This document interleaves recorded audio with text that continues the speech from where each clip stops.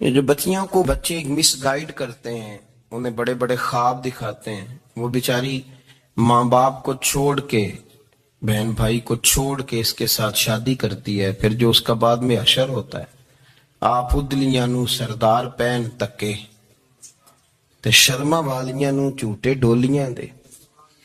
پھر وہ بیچاری ماں باپ رکھتے نہیں، وہ ظلم کرتا ہے، تو کتنی بڑی تکلیف میں وہ بچی آ جاتی، نازک شیشی ہوتی ہے نا تو ٹوٹ جاتی۔ یہی حال اب جدید خواتین اور یہ جو کچھ اینکر پرسن ہیں، یہ اصل میں نا یہ آپ کو سیاست سکھاتے ہیں، لیکن یہ مادر پیدر آزاد لوگ ہیں، بالکل آزاد۔ یہ تو علماء شور نہ کریں، بات نہ کریں، گفتگو نہ کریں، مشائخ بات نہ کریں، اور یہ جو کچھ سنجیدہ اور دینی طبقہ ہے یہ کچھ شور نہ کرے، یہ تو روڈوں پہ ننگے ہو کے آ جائیں معذرت۔ خوفناک نظریہ رکھتے ہیں یہ لوگ، عورت کو کہتے ہیں تیرے حقوق ہم تجھے لے کے دیں گے، مثلاً وہ کون سا حق ہے جو تم نے لے کے دینا ہے؟ میرے نبی کریم صلی اللہ علیہ وسلم اس کو بیٹی بھی بنایا ہے، اس کو بہن بھی بنایا ہے، اس کو ماں بھی بنایا ہے، اسے بیوی کا عالی شان رتبہ بھی عطا فرمایا ہے۔ اور چونکہ بیٹی کا بھی حق بڑا بیان کیا جاتا ہے، بہن کا بھی، ماں کا بھی، اور بیوی کے معاملے میں لوگ سمجھتے ہیں کہ زیادہ بات نہیں کرنی چاہیے، شاید مسئلہ خراب ہو جائے۔ حالانکہ نبی پاک صلی اللہ تعالی علیہ وسلم نے بیوی کے بارے میں پتہ کیا فرمایا؟ فرمایا جب تم نکاح کر لیتے ہو تو اپنا ایمان محفوظ کر لیتے ہو۔ اب میں اس کی شرح نہیں کرتا، اب خود کر لیجئے گا کہ وہ ایک ایسی شخصیت ہوتی ہے کہ جس کی موجودگی میں آپ کا ایمان محفوظ ہے۔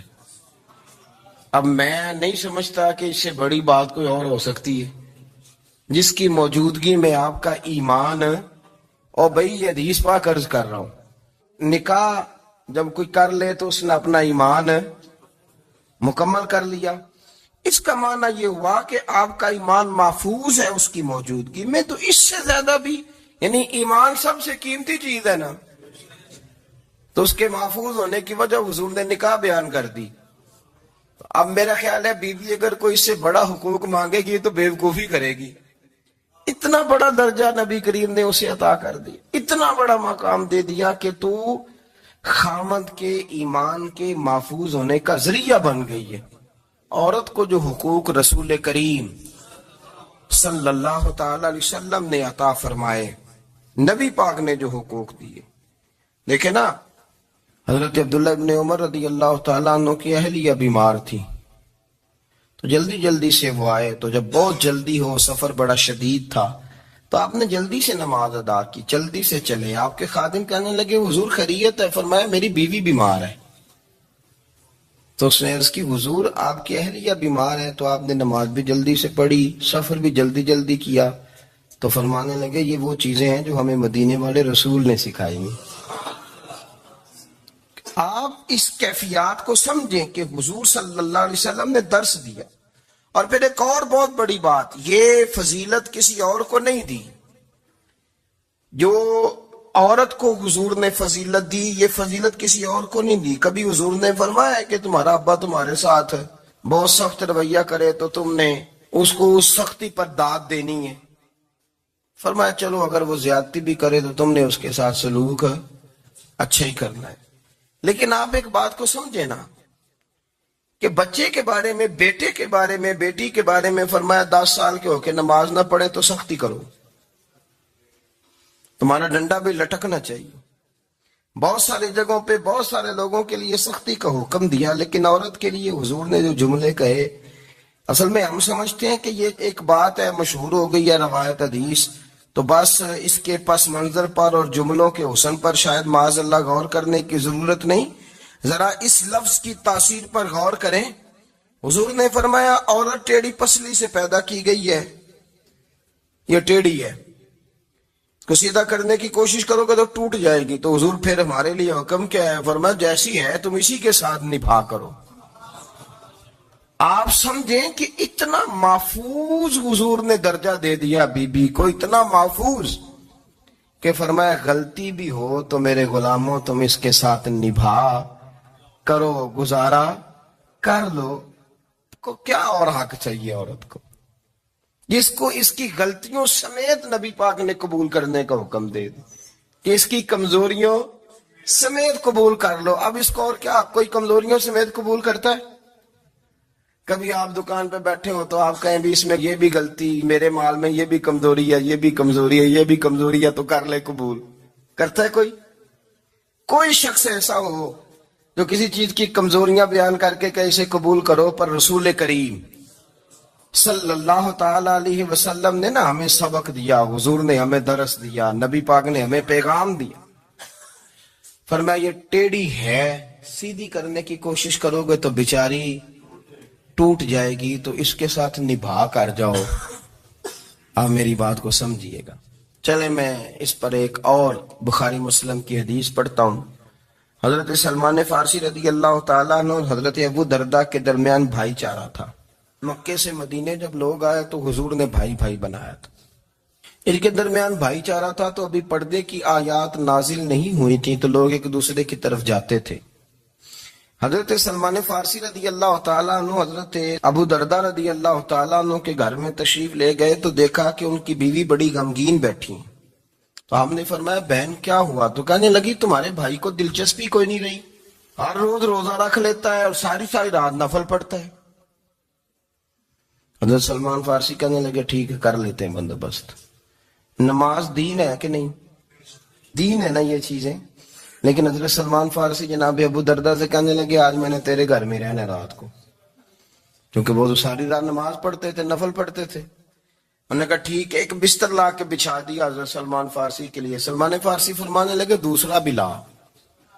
کہا وہ کیا کرنا ہے؟ فرمانے لگے تو نے بھی سونا ہے، میں نے بھی سونا ہے، تو نے بھی سونا ہے. عشاء پڑھیں گے اور پھر دونوں سوئیں گے. کہا میں نے تو نماز پڑھنی ہے. فرمایا تہجد کے وقت اٹھ کے پڑھیں گے، اللہ کے رسول بھی رات آخری حصے میں جا کے نماز پڑھتے. ادھر ساتھ سلا لیا. وہ تھوڑی کو دیر سوئے، اب عادت تھی ساری رات اٹھنے کی، ذرا اٹھنے لگے بستر سے تو حضرت سلمان فارسی فرمایا چپ کر کے سو جا، وہ بڑی رات پڑی ہوئی، چپ کر کے سو جا. وہ لیٹ گئے، پھر اٹھنے لگے تو فرمایا سو جا چپ کر کے، بڑا ٹائم ہے.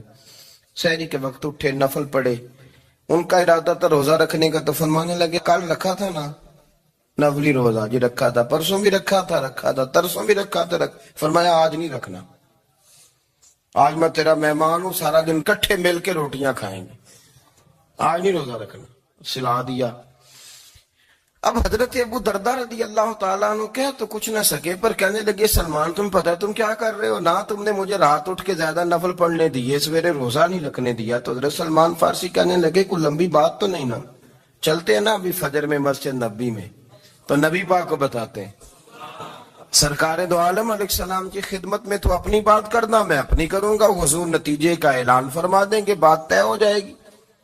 حاضر خدمت ہوئے. عرض کی یا رسول اللہ صلی اللہ تعالی علیہ وسلم یہ ساری رات نفل پڑھتے ہیں، ہر روز روزہ رکھتے ہیں، ان کی اہلیہ غمگین بیٹھی ہیں، حکم فرمائے. تو نبی پاک صلی اللہ علیہ وسلم نے فرمایا پھر ہوا کیا؟ یا رسول اللہ میں نے رات سلایا ہے، سحری میں اٹھایا ہے، سویرے روزہ نہیں رکھنے دیا. نبی پاک نے فرمایا سلمان فارسی نے ٹھیک کیا. سلمان فارسی نے ٹھیک کیا. پھر حضور نے فرمایا، نبی کریم نے فرمایا ابو درداء تیرے اوپر اگر اللہ کا حق ہے، اس کے رسول کا حق ہے، دین کا حق ہے، تو فرمایا تیری آنکھ کا بھی تیرے اوپر حق ہے، تیرے وجود کا بھی تیرے اوپر حق ہے. یہ حضور نے فرمایا تیرے بچوں کا بھی تیرے اوپر حق ہے، تیری بیوی کا بھی تیرے اوپر حق. اس حق کو بھی سمجھے. حقوق اللہ بھی ہیں، پر تیری آنکھ کا بھی تیرے اوپر.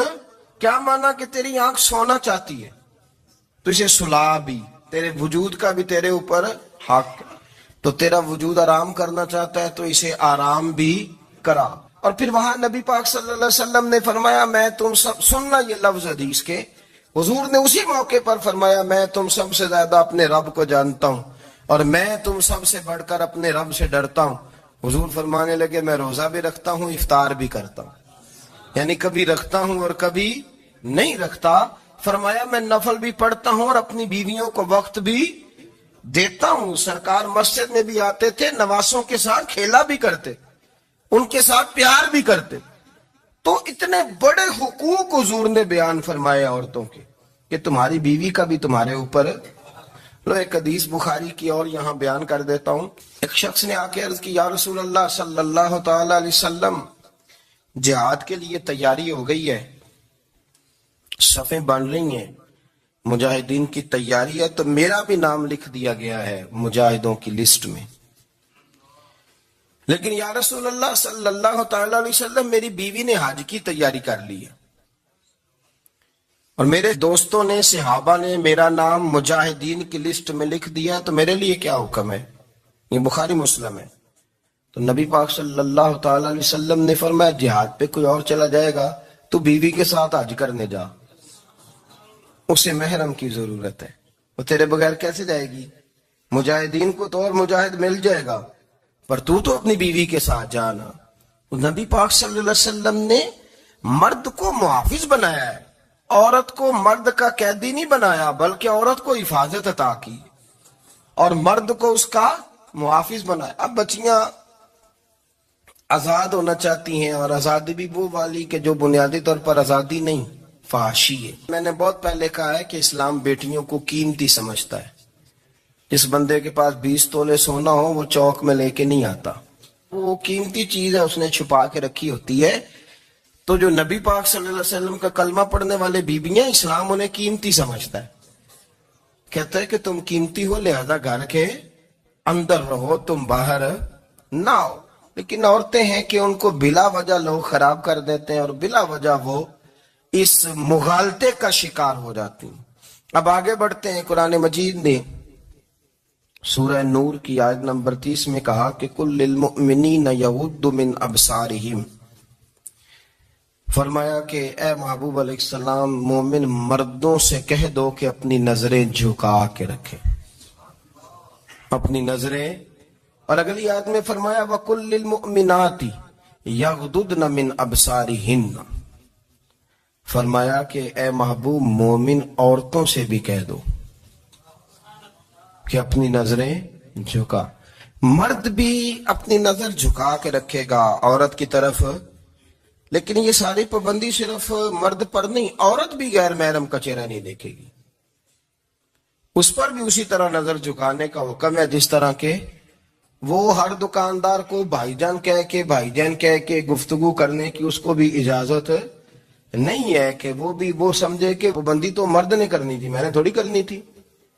وہ جس کے پاس جائے، جہاں بھی جائے، ڈاکٹر کے پاس جائے، باہر جائے، تو وہ جس طرح مرضی اس کا دل چاہے وہ بات چیت کرے، اس کی عورت کو بھی اجازت اسلام نہیں دیتا. بنیادی طور پہ اسلام شرم و حیا کا دین ہے، حیا کی بات کرتا ہے. حیا کی جب ہم تعریف کرتے ہیں تو حیا کی تعریف یہ ہے کہ کوئی کبھی چیز دیکھ کے نہ تو آپ کی طبیعت میں کراہت محسوس ہو، آپ کوئی غلط جملہ منہ سے نکالتے ہوئے ذرا جھجکیں، آپ کوئی غلط بات کرتے ہوئے تھوڑا بوجھ محسوس کریں.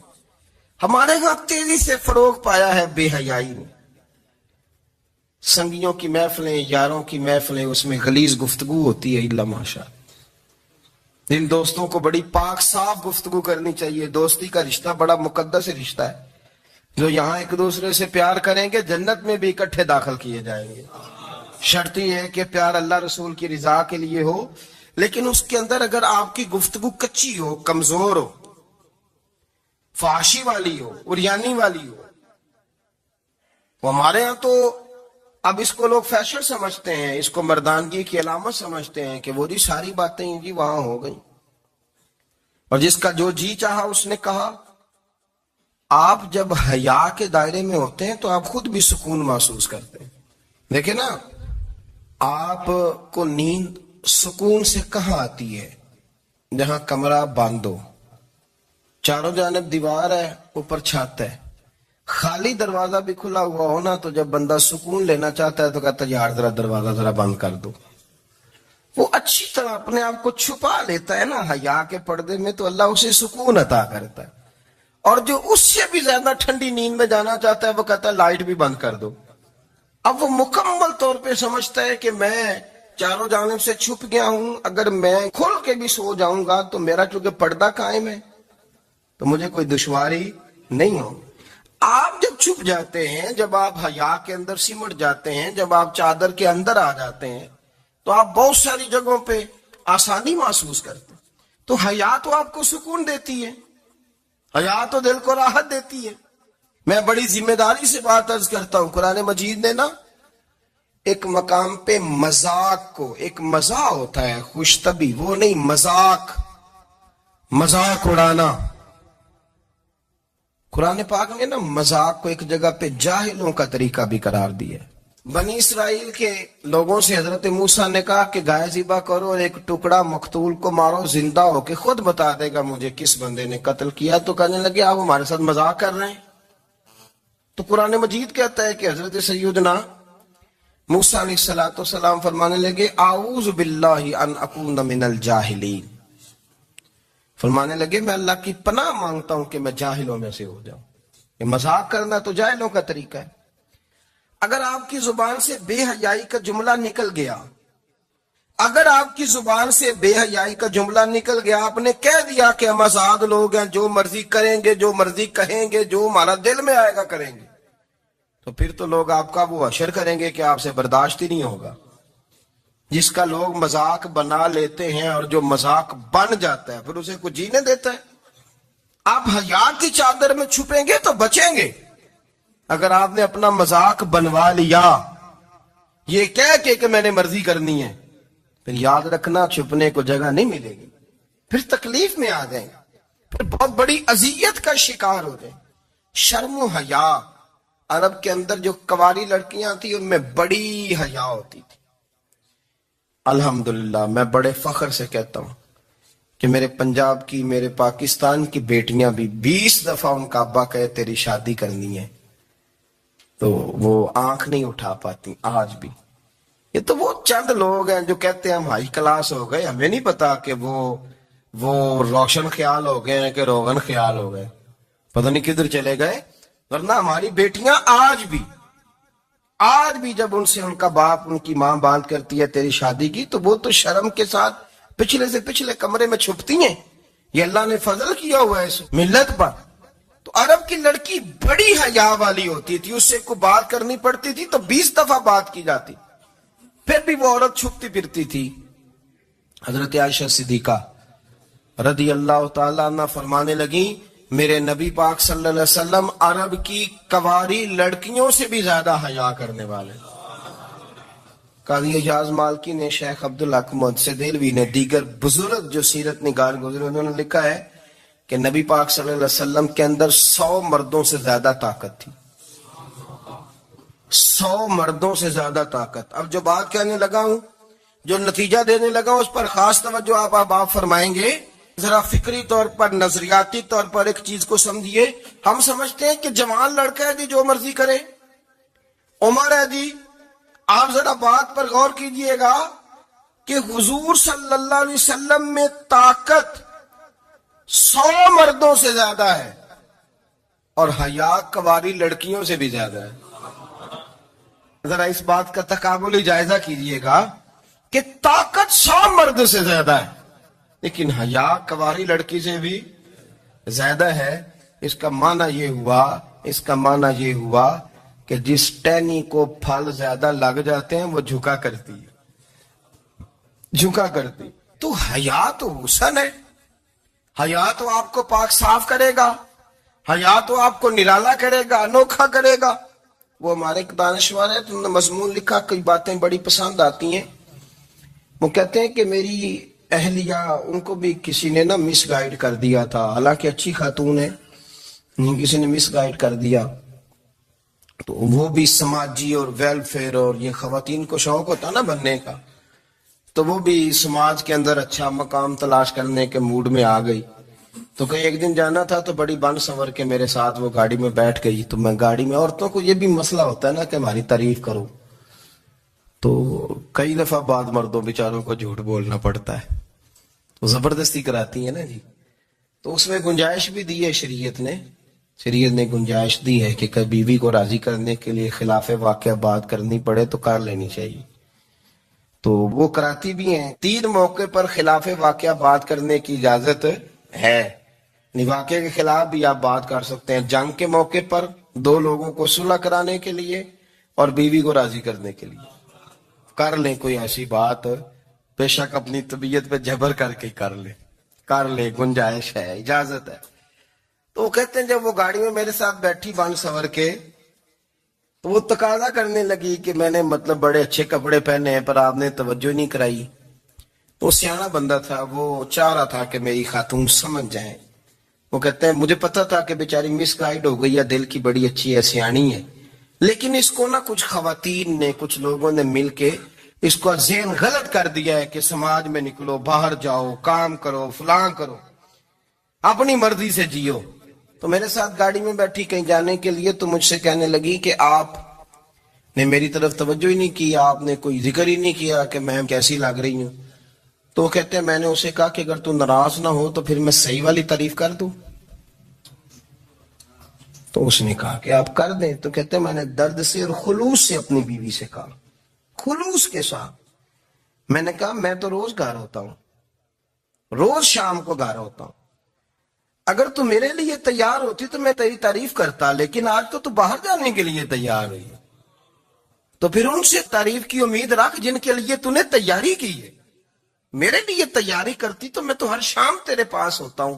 کہتے وہ میرے لفظوں میں درد تھا تو وہ بھی رو پڑی اور کہنے لگی آپ گاڑی روک دیں، مجھے باہر جا کے کسی کو راضی نہیں کرنا، میں نے اسے راضی کرنا ہے جس کو رب کریم نے میرا شوہر بنایا ہے اور میرے لیے منتخب کیا ہے میرے ماں باپ کو، میں واپس لوٹتی ہوں۔ یہ ایک پہلو ہے سلگتا ہوا، اس کو سمجھا جائے۔ رسول کریم صلی اللہ علیہ وسلم عرب کی کواری لڑکیوں سے زیادہ حیا والے تھے، کواری لڑکیوں سے زیادہ حضور حیا فرمایا کرتے تھے۔ جب خانہ کعبہ کی مکہ شریف میں تعمیر ہو رہی تھی نا، اہل عرب اس کو تعمیر کر رہے تھے، تو نبی پاک صلی اللہ علیہ وسلم اپنے چچا حضرت عباس کے ساتھ خانہ کعبہ کی تعریف میں مصروف تھے۔ تو عرب کے لوگ چونکہ لمبا کرتا پہنتے تھے پیروں تک، تو نیچے اگر کسی وقت کوئی چیز نہیں بھی ہوتی تھی تو کسی کو وہ نظر نہیں آتی تھی، چونکہ پردہ رہتا تھا، لمبا کرتا پہنا ہوا ہوتا تھا۔ تو جب بچے، سرکار کی عمر مبارک بھی ابھی تھوڑی تھی، تو اس طرح بچے جب نکلتے تو وہ کئی دفعہ اپنی تہمت اتار دیتے نیچے سے، اور کوئی مزدوری کرنے لگتے تو 3-4 طے کر کے نا تہمت کی کندھے پہ رکھ لیتے، جس طرح کبھی دیہاتوں میں لوگ کپڑا سر پہ رکھتے تھے کہ اوپر اگر کوئی وزنی چیز رکھیں گے تو وہ تکلیف نہیں دے گی۔ نبی پاک صلی اللہ علیہ وسلم بھی سب لوگوں کے ساتھ خانہ کعبہ کی تعمیر میں شامل تھے۔ تو حضرت عباس رضی اللہ تعالیٰ عنہ نے کہا حضور سے، ابھی اللہ نے نبوت بھی نہیں فرمایا تھا، بھتیجے آپ بھی تہمت اتاریے، یہ صحیح مسلم میں حدیث موجود، اور اس کو کندھے پہ رکھ لیجیے، آپ اینٹیں اٹھا اٹھا کے لا رہے ہیں تو ذرا آپ کو تکلیف نہیں ہوگی۔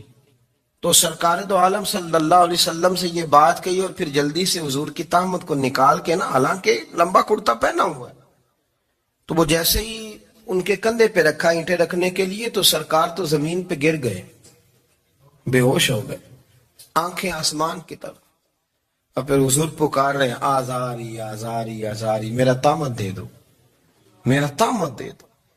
کبھی کوئی شخص اس وجہ سے بھی بے ہوش ہوا ہے کہ میرے وجود سے کپڑا اتر گیا ہے؟ حالانکہ سرکار پر وہ بے ہوشی بھی نبی پاک کا وہ جو غلبہ ہے نا شرم و حیا کا، اس کی وجہ سے ہوئی، ورنہ تو حضور فرماتے ہیں کہ میری آنکھیں سو جاتی ہیں، دل تو میرا اس عالم میں بھی جاگتا رہتا ہے۔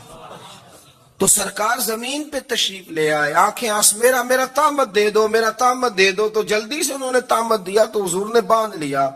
پھر طبیعت مبارک میں تسلی ہوئی، یعنی ہم اس رسول کے غلام ہیں کہ جن کے تو وجود سے کپڑا اتر جائے تو حضور برداشت نہیں کرتے، قبول نہیں فرماتے، تکلیف شروع ہو جاتی۔ لیکن یہاں نوجوان ہیں اور بڑا قد کاٹ ہے اور بڑے بڑے سمجھدار لوگ ہیں، گرمی آتی ہے تو شارٹ کپڑے پہن کے گھومتے ہیں، ان کو خیال نہیں کہ یہ وہ والا لباس ہے جو باہر تو کیا گھر میں اماں کے سامنے نہیں پہننا چاہیے، بہنوں اور بیٹیوں کے سامنے نہیں پہننا چاہیے۔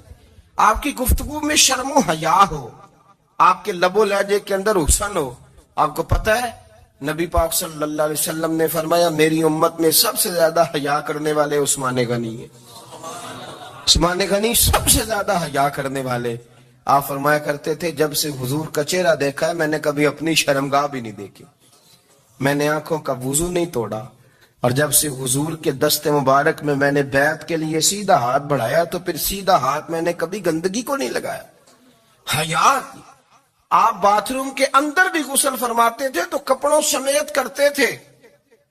کسی نے کہا حضرت واش روم کے اندر کیوں نہیں کپڑے اتارتے؟ آپ فرمانے لگے باہر بندوں سے حیا کرتا ہوں، اندر جاتا ہوں تو رب سے حیا نہیں شروع ہو جاتا. وہ تو دیکھ رہا ہے نا. تو میں جو بات آپ کی خدمت میں عرض کرنا چاہتا ہوں اس کو آپ سمجھیے گا میرے عزیز، کہ شرم والا مزاج، گفتگو بھی شرم والی، آنکھیں بھی شرم والی، لباس بھی شرم والا، دوستی یاری بھی شرم والی، بہت ساری ایسی باتیں. دیکھیں نا آپ ذرا، میں نے کہا کہ باتوں کو سن کے گزر نہ جایا کریں، اس کی گہرائی پر غور کریں.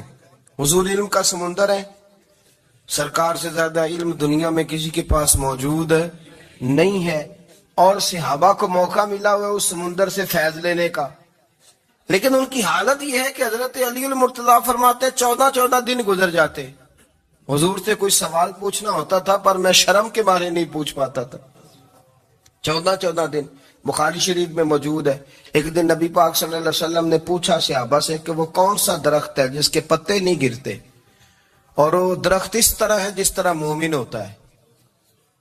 وہ درخت میرے مومن کی طرح بتاؤ. حضرت عبداللہ ابن عمر فرماتے مجھے پتا تھا کہ وہ کھجور کا درخت ہے، لیکن چونکہ ابو بکر صدیق بھی بیٹھے ہیں، عمر فاروق بھی بیٹھے ہیں، مولا علی بھی بیٹھے ہیں، عثمان غنی بھی بیٹھے ہیں، اتنے جید لوگ بیٹھے ہیں، تو مجھے حیا آتی تھی کہ میں کیوں جواب دوں. کہتے سرکار نے کئی دفعہ پوچھا، لوگوں نے کئی اور درخت بتائے، پر فرمایا تمہارا جواب درست نہیں ہے. آپ حیا کے اس پہلو پر غور کریں کہ سوال کا جواب آتا ہے. سوال کا جواب یعنی مجھے سوال کا جواب آتا اور پھر میں دوں نہ، مجھے بدعزمی نہ ہو جائے گی. یہ کیسے ممکن ہے کہ میری رات گزر جائے، مجھے پتا بھی تھا اور میں نے بتایا نہیں.